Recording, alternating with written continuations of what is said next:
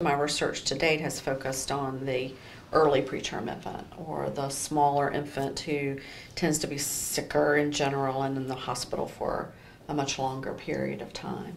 So this grant is focused on late preterm infants who were born between 34 weeks and 0 days and 36 weeks and 6 days. So this population of infants is bigger, but they are not in the hospital very long and don't get the same attention from the healthcare provider group as other infants get, and they go home without the same level of support that an early preterm infant would get. For me, I also have done most of my work with early preterm infants. This was an outgrowth of work I did for the Association of Women's Health and Obstetric and Neonatal Nurses Late Preterm Infant Project, where they developed an assessment guide. And in the process of working with them to develop the assessment guide, I discovered that virtually nothing had been done on this population as far as parenting, as far as looking at how mothers respond to the experience of having a late preterm infant, except for about 4 articles that were written in the 1980s, one of which happened to be my dissertation. And therefore, since I had the methodological expertise that I'd gained with early preterm infants, studying late preterm infants became a logical extension of what I've already done. And I kind of recruited Debbie to be involved in this study, because she was working at the other side of the Late Preterm Project, which was a test of this assessment guide.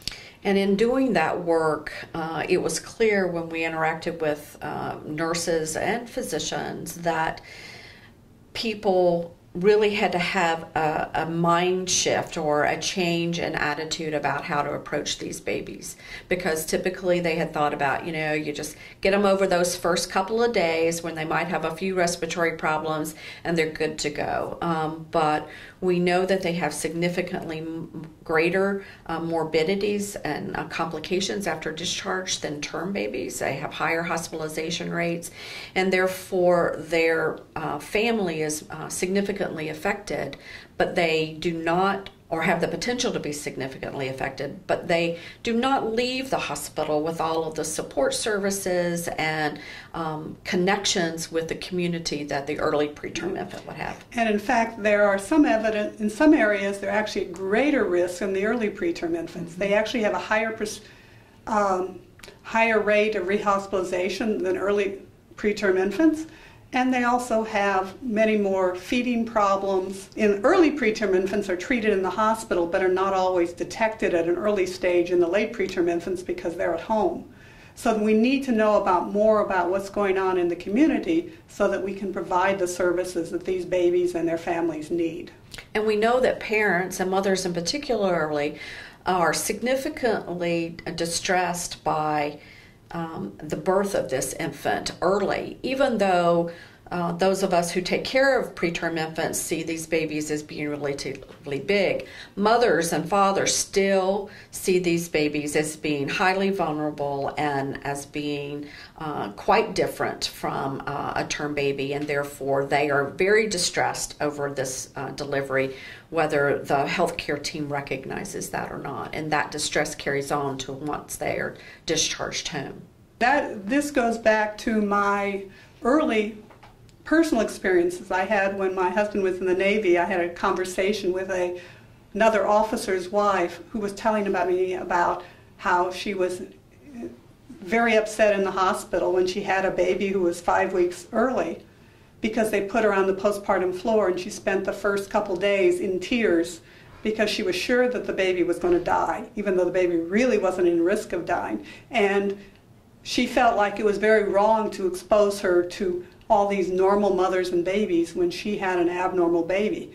And clearly, when you have that kind of a mismatch between what the mothers experience and what the providers experience, you're not meeting the needs of the mothers or of their infants.